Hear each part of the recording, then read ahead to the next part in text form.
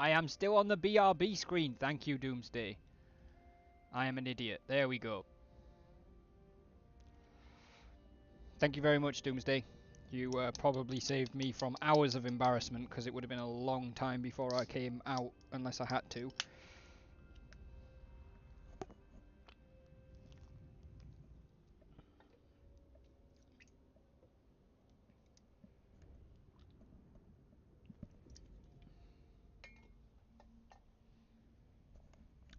So what I was doing here was looking at the buildings in Yangzhou.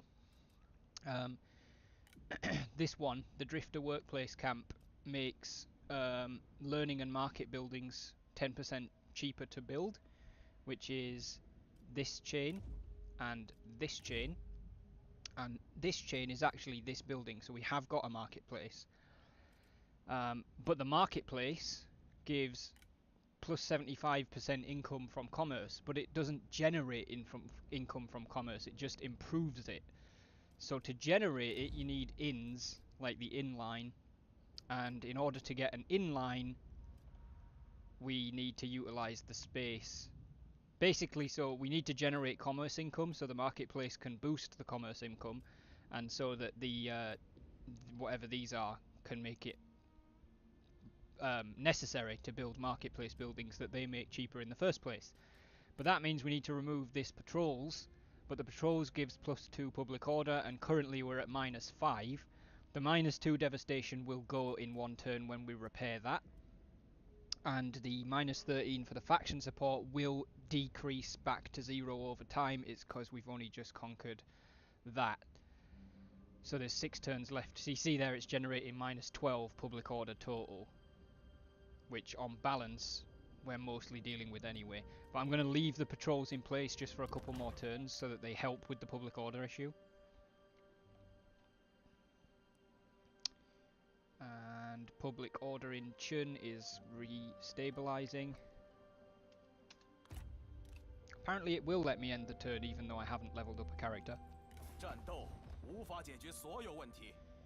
Liu Yao, I give you regular food income, you grant me military access.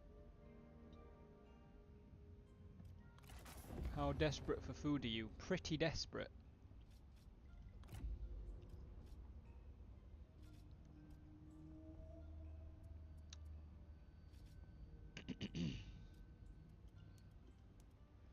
To the point where if I gave you a lot more food, it would be a significant deal. First of all, have you got any ancillaries I can nick? No.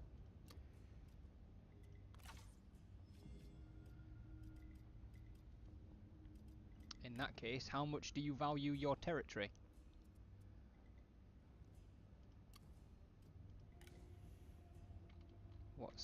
Which one's that? That's the Nanyang Jade Mine. So if I said you give me the Nanyang Jade Mine, that would cost a lot.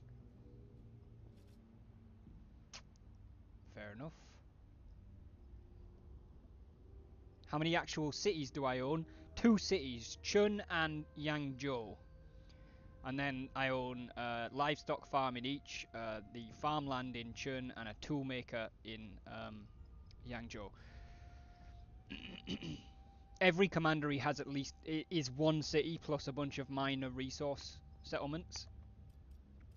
But obviously you may not hold the city in a commandery. I have 2 1 complete, 1 partial commandery, and I own both of the cities.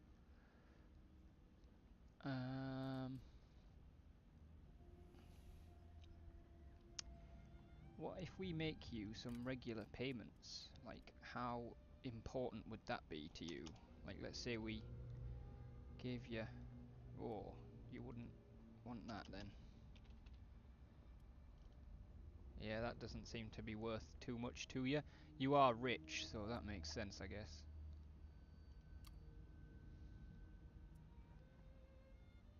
I mean, if we take that out, we've got less ground to make up.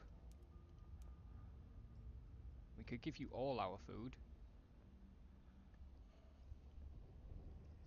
Is Beijing a city during this time? I don't believe that it's called Beijing, but Beijing may have had like a different name in this time, and I think it's highly likely. Which one is it? Is it Beijing or Shanghai that's a very new city that they like basically built since World War II or something? But one of them's not, I think.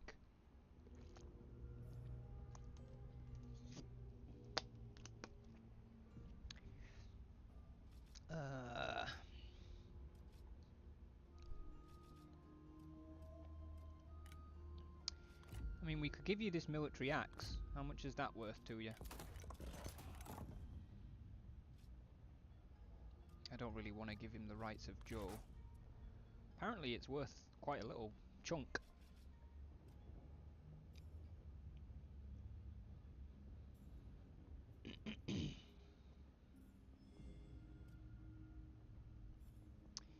I think it'd be doable, but we'd probably have to basically chop off our limbs to get him to do it. And I'm not that interested in military access with Liu Yao. 我等慷慨仁义，你却要拒绝。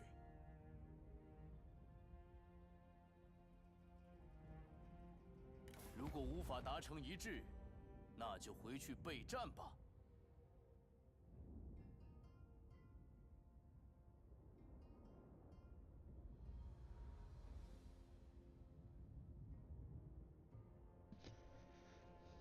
Apparently I have my book that I ordered yesterday. Liu Yao has declared war on us. Well, fuck you too, Liu Yao.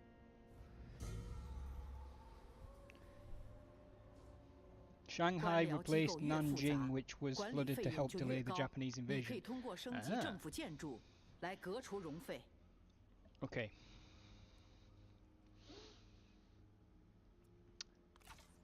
He Yi vassalized Huangshao. Interesting.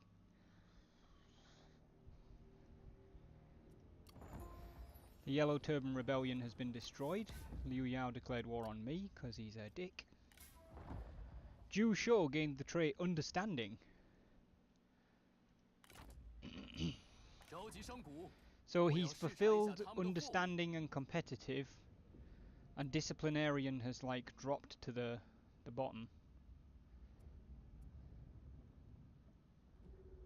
Accepts Madness.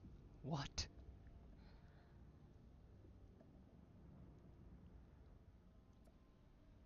Zhu Shou. Okay. Oh, son, I mean, yes, to me, game was worth the hype, absolutely. Right, this Liu Yao situation is going to change things up. Diplomacy. So he's over here.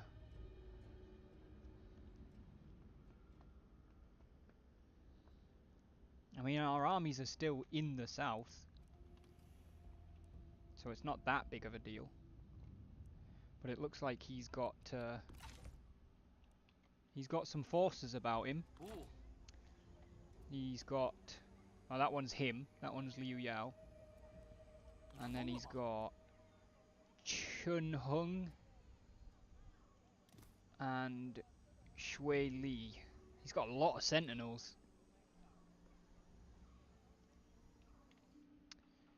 And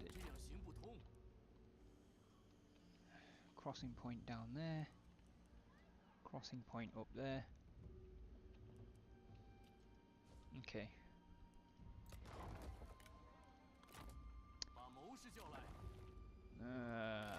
We are gonna need to start figuring out how to deal with this. Cao Ang has come of age, or Cao Ong, sorry.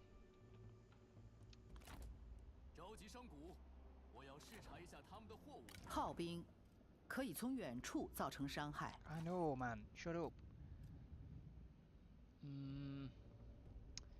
Right, let's put Cao Ong in Cao Ren's army. She is really talkative.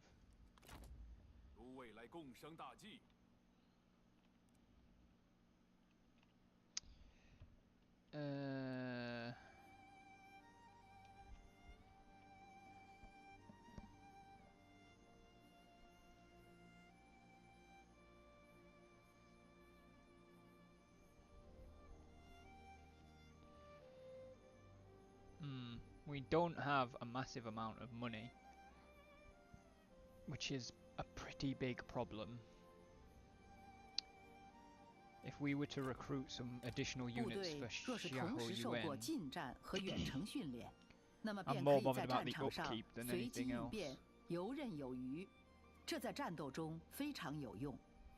I mean, we could afford to add any one of them to the army. He's currently got mounted lancer militia.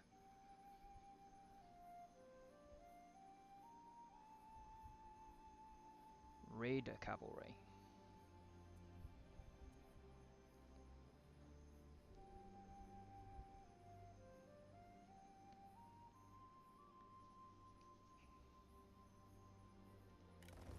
Just give him the Raider cav. Okay. What's that? Low funds. Yeah, but we're still making a profit. Calm your pash. Alright. How large can armies become? 3 generals, each with a retinue of 6 units, so 21 units per army. If you go to battle, you can bring in a reinforcing army, so you can technically field 2. So you can have 42 units, and the enemy can have the same, so you could have a battle up to 84 units if there was only 2 sides fighting. I think in like online multiplayer battles you can have like 8 players. You can't do campaign with 8, you can only do it with 2. But you could have 8 players that have each got 1 army. And they can't bring a second one. Oh my god, what is going on with my voice? Hang on. Jesus, I don't know what that was about. I just turned into somebody else. Yeah, I mean, it's one of those things where because of the tactical battle thing, they can't just give you infinite men. They have increased, they've given us the extreme unit size, which I'm using, which is 240 infantry, 60 cavalry.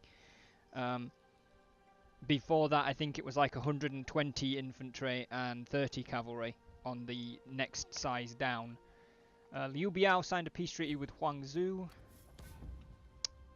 Tao Qian has died and Tao Ying has inherited his lands.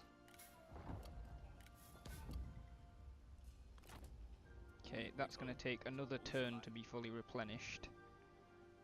And it's now spring.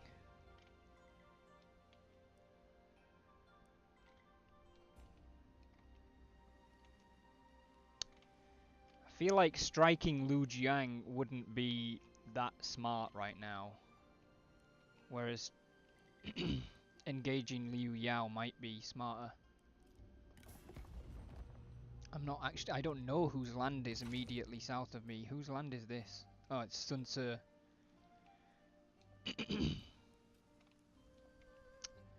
So we'd be better off crossing up here, probably. But that would upset Zhe wrong. Excuse me, guys. I don't know what is going on with my throat right now.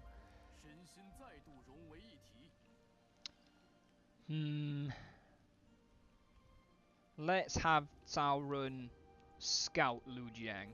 Let's see if there's anybody there.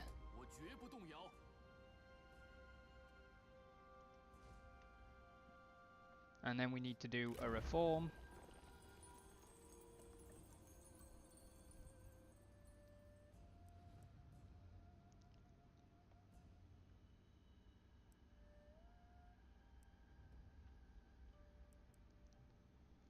Mustering turns. That would be really useful actually. -2 mustering turns. And it also unlocks... Oh, peasant raiders, but still. Convict drafts. The slave is at the whim of the state. If it says they shall fight, then they shall. Yeah, let's get that for the mustering turns. So when you first recruit units, like we've done with this cavalry, this, I believe this unit means that they're mustering. So they start weaker, but it depends on your replenishment and your mustering turns as to how fast they get up to full strength. Now, why when I tell you to overwrite, do you generate a new save?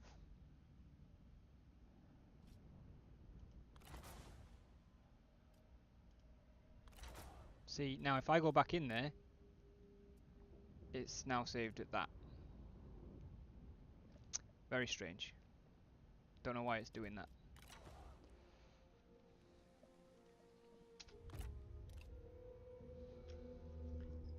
Oh, Yuan Shao is at Yingchuan. And we are at war with Yuan Shao. That's a concern.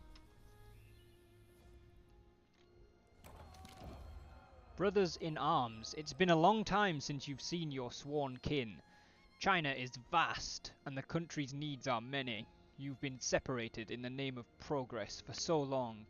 Upon being reunited, there is little anyone can do to stop you embracing, overjoyed at finally seeing one another again. Great event, but makes no sense, because it's Cao Cao and Xiahou Yuan who are in the same army and have been since turn 1. So I don't know quite why they think they've been separated so badly. There is an army in Liujiang. It is Bien Rong with 2 archers, and the garrison is sizable. Right, but who is up here? Oh, Wang Fengyu with Su Bao Pei and a lance cavalry captain. Oh my god.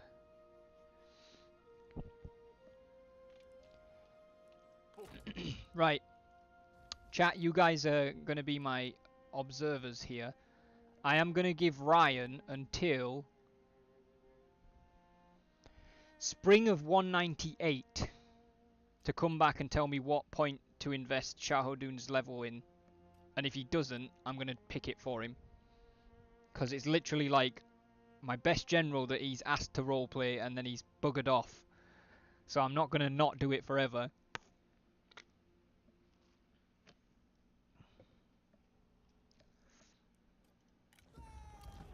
Buildings. We've upgraded Chun to a small city. No, to a city, not a small city. It was a small city.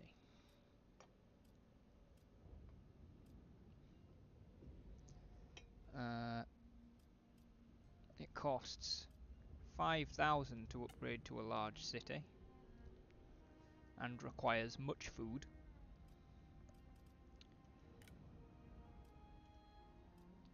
We do have the Confucian Temple here, which is... what the hell's that? Oh, upgrading the Confucian Temple requires reform, is that what you're telling me?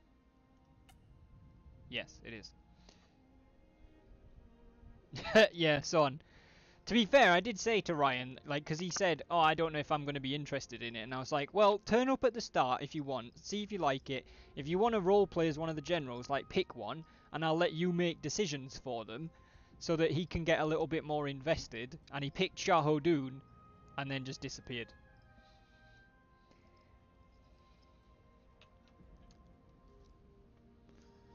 I mean, if it's not for him, it's not for him. That's understandable, but...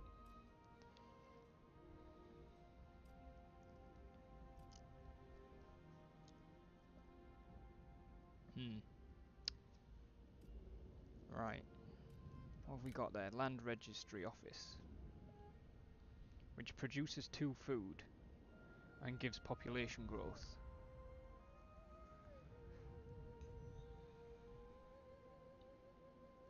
We kind of need to decide what we want Chun to be. Like, what kind of city, because you've only got so many building slots to use.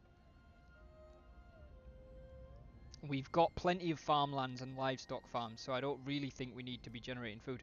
Actually, is that a blank space? I have a blank space. Oh, I have a new city thing from it becoming a city.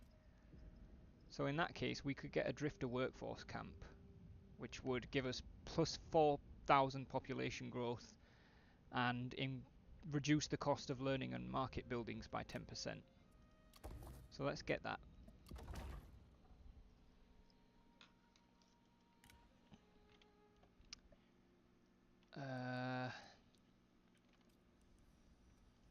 To be fair, as much as Liu Yao's got a lot of... Oh, hello. He's recruited Jue Jiejie. Okay. Oh, we can't see what level she is. That's what that means.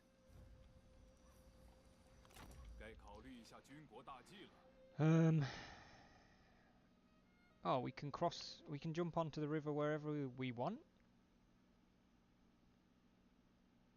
So does the crossings just not impede you then?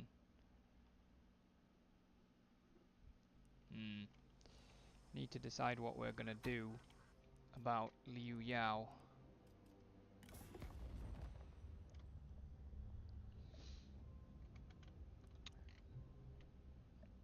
Also now really reluctant to push too far south because Yuan Shao's got an army up here, which will probably take Yingchuan, and then he's immediately threatening Chun.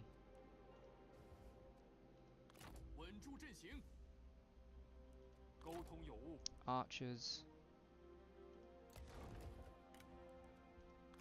Okay.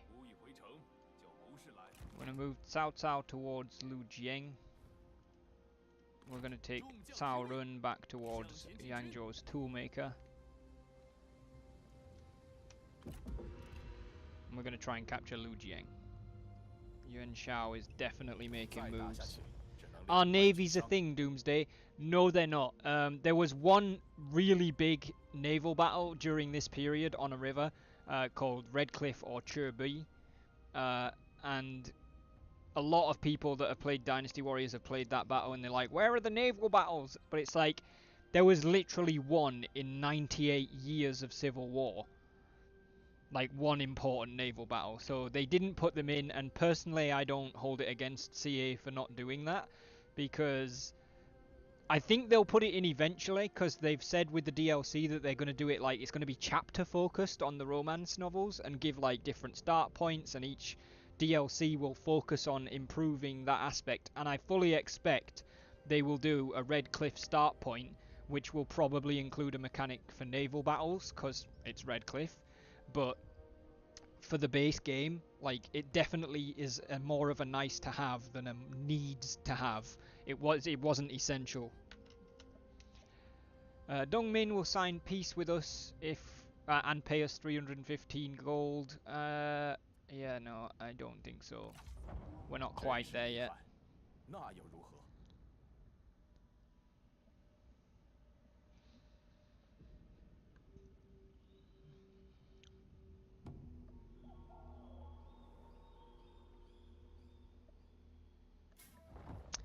Liu Yao signed a peace treaty with Yuan Shu. Zhang Yang signed a peace treaty with Dongmin. Cool.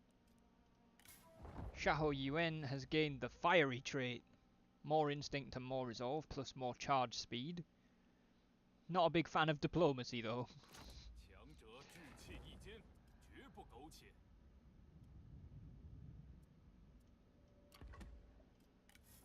Okay. We have built the Drifter workforce camp in Chun City,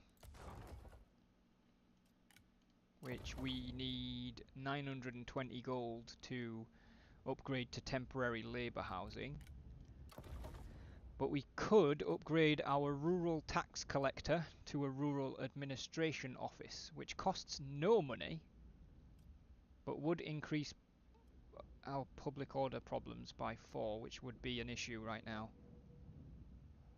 So I guess we're not doing that.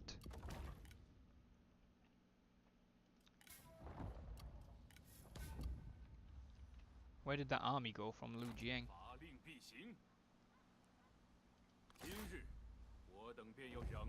大战在即，但敌军似乎占尽优势，不如先行撤退，待养精蓄锐，增强兵力之后。Continue the siege.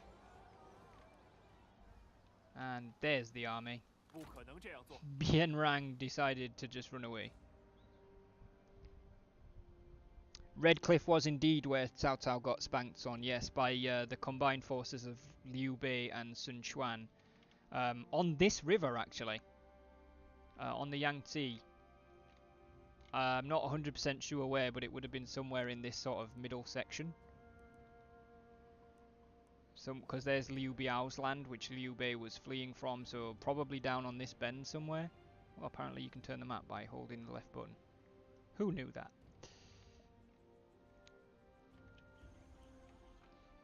Right. Sauron. Back to Yongzhou.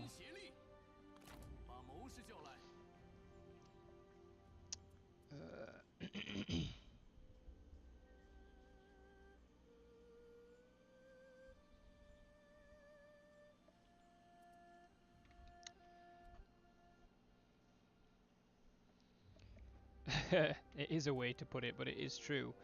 Liu Bei and Sun Quan managed to basically stall Cao Cao, who had taken over most of the northeast and was now beelining south. Kind of like Yuan Shao's doing right now.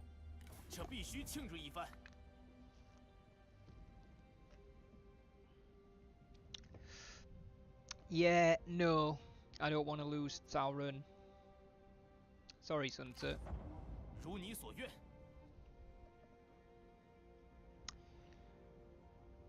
Oh, Yuan Shao. Hey, there's Liu Bei. Alright. Yeah, actually is Liu Bei himself.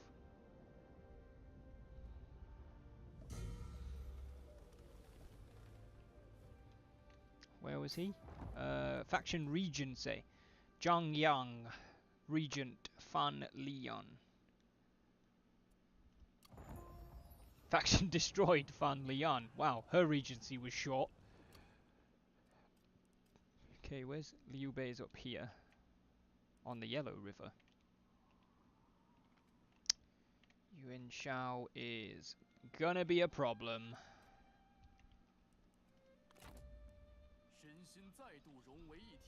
Right, we don't have the luxury of waiting to defeat Liu Jiang here. We've gained a herdsman.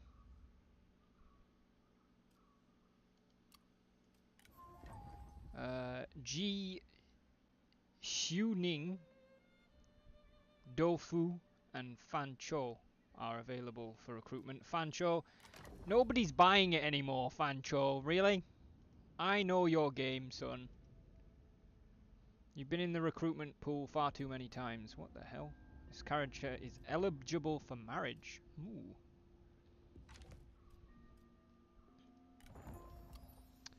Faction destroyed. Faction Regency. Alright, we need to get back north to fight Yuan Shao.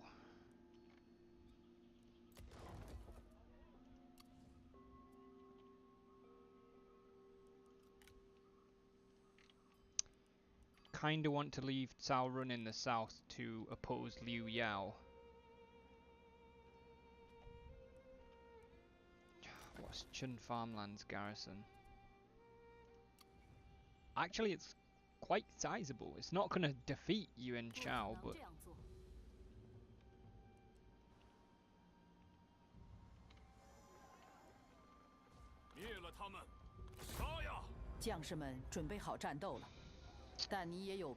We would earn a Pyrrhic victory.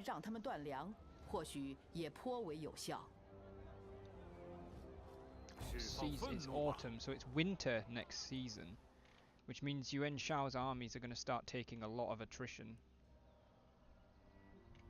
Oh, they're going to take significant attrition at least.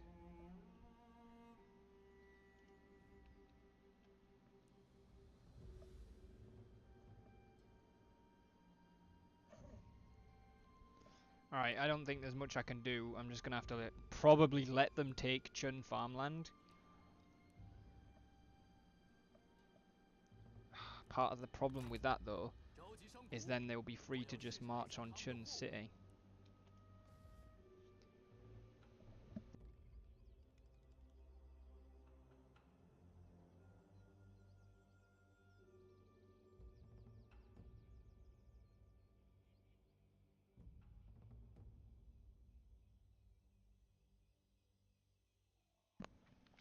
Excuse me, guys, sneezing again.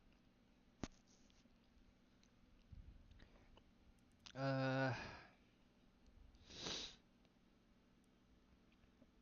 suppose I could raise an army in Chun City, maybe. to help defend it. What's the garrison like here? Not great. 3 archers, 1 cav, 3 melee or spear infantry.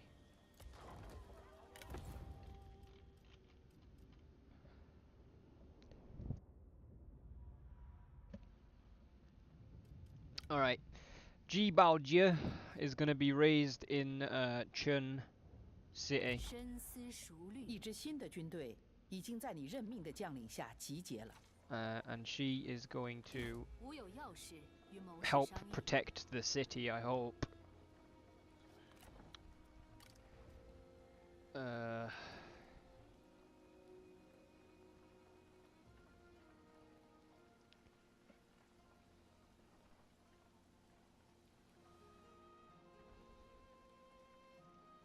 Gonna wait a turn so that we can get something other than archers.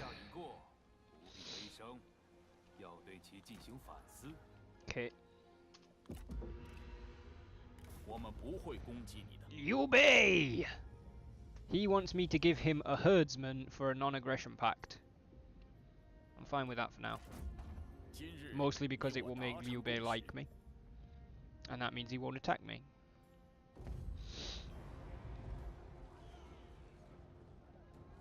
We're outnumbered by 500 men.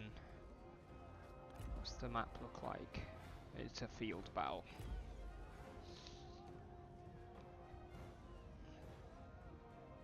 They have a crap ton of cavalry.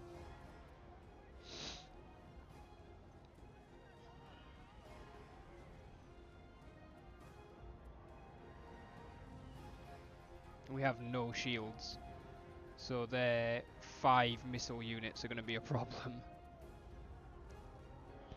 But I feel like the best thing for us to do is fight the battle and bloody them as best as we can so that they can't just roll on to somewhere else. We were always going to lose this farmland.